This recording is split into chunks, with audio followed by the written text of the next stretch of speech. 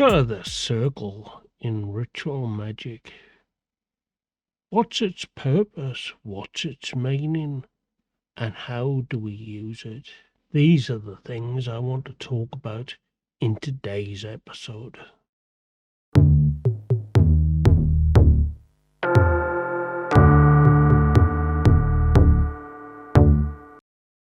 Now, I think when you ask most people, they'll tell you that the circle is there to provide protection.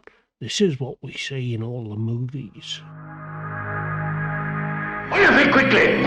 Back to back! Join hands! Then there are others that come from a more sophisticated background, and they'll tell you that the circle is there to provide sacred space. The truth is, the circle is there to provide both protection and a clean space where one can work without the encumbrance of negative energy. Now we can start talking about the history of the circle, but really, just how far back does that go?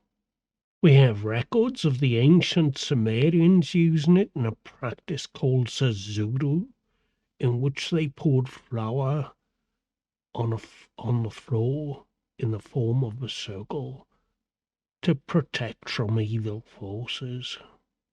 Then within our own Western culture, we only need to go back as far as the Neolithic to see just how important the circle was to them. I mean, we don't have all these stone circles scattered round the place right throughout Northern Europe for nothing. They were used for celebrations and rituals right throughout the year, and they represented the sun's cycle of life, death, and rebirth. And so the history of a circle being used in rituals is a very long one indeed. But if we look at ritual magic from a modern day perspective, then we can focus on two main branches. The first I would classify is ceremonial magic, and ceremonial magic is the sort of teachings that come from organizations like the Golden Dawn and include such things as Goetia, the Kabbalah, Enochian magic, Hermeticism, and rituals from the old medieval grimoires. In this method of classifying ritual magic into two branches, I see the second branch as being all those systems based on nature, such as Wicca and Witchcraft and new forms of Druidry and Shamanism, and all those systems that have nature at the center of their belief system. Now, it's true there's some crossover between both of these systems and one borrows from the other. Now, my feelings are that if you see values and possibilities in a certain method, and you can adapt that to your own ideas and beliefs, then that's well worth pursuing.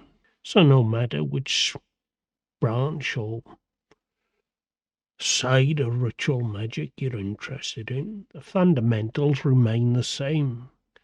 When creating the circle, we are creating a sacred space that is void of any negative energies. And in doing so, we don't just create an area that's void of all this negativity, but we are creating a boundary that keeps any negative energies from crossing over into our sacred space. In fact, the ritual circle is best perceived as a sphere which surrounds the practitioner on all sides and above and below. Now, there are a number of ways of creating this circle and sphere of a sacred space, and I'm told that the Order of the Golden Dawn, one of the first rituals that are taught to their practitioners is that of the lesser banishing ritual of the pentagram. Now, instructions for conducting the lesser ritual of the pentagram are readily available online or through textbooks such as this one. And here we have the complete ritual described in full.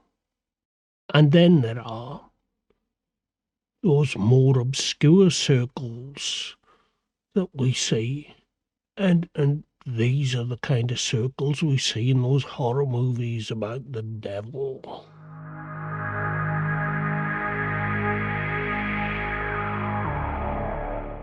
Such as this one, and this one comes from the branch of ceremonial magic called Goetia. Now, Goetia is all about summoning demons and constraining them, and even torturing them until you get them to agree to do your bidding. Now, this is not my cup of tea, as I personally don't believe in physical entities or entities that can take on physical form that you would call demons. And of course, angels and demons come from a monotheistic belief system and has absolutely nothing to do with nature and the natural world. So logic and rationality for this kind of system defies me. Now, the only demons I believe that exist are contained deep within the psyche.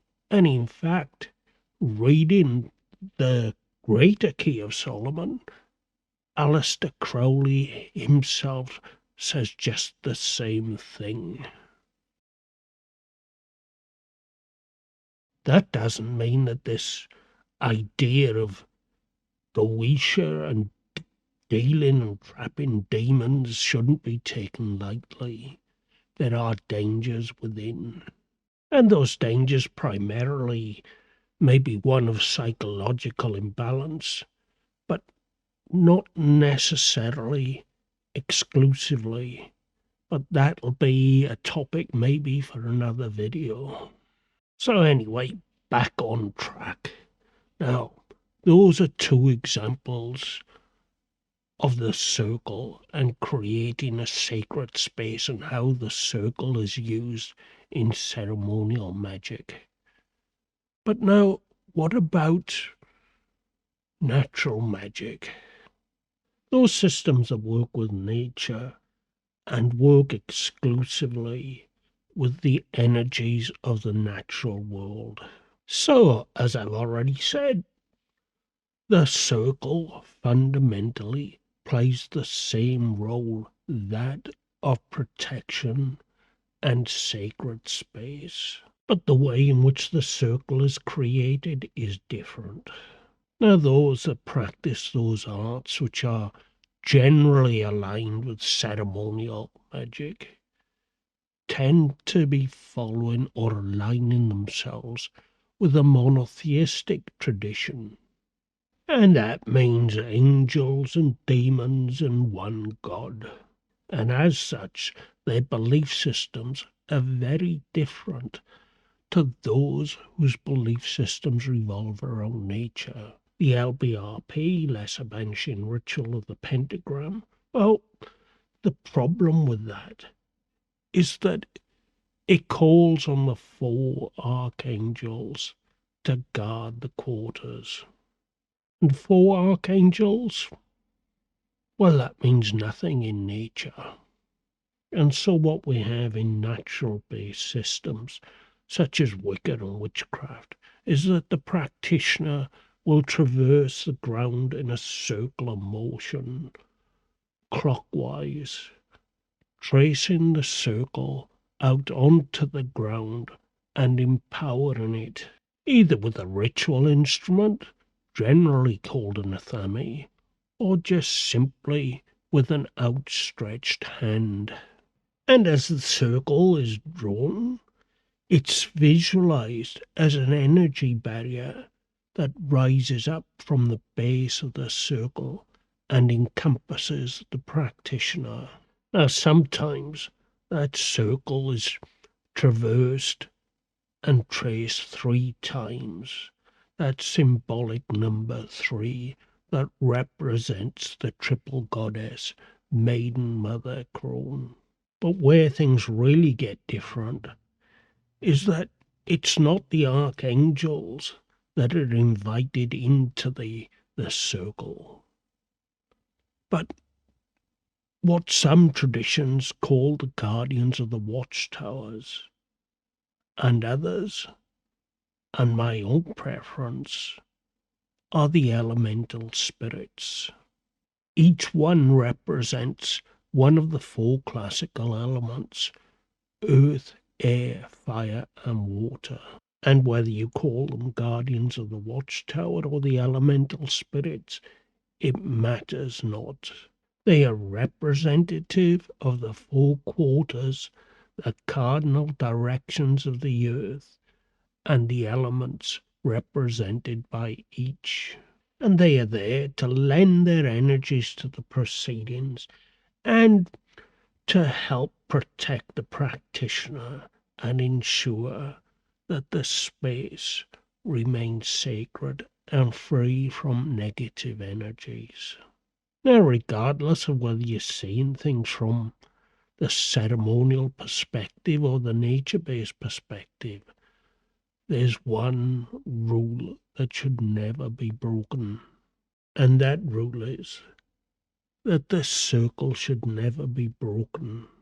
Leaving the circle would result in the circle being compromised, and as a result, all the protective energies and forces would now be breached, and the protective circle is now left in a state of vulnerability. If you do need to leave the circle, then this should be done symbolically and an opening cut, so on your return you may simply reseal the circle. So that's the ritual circle for you, right back from perhaps what was the earliest usage from the Neolithic stone circles through to the monotheistic practitioners of ceremonial magic and the pantheists of those of the nature-based belief systems.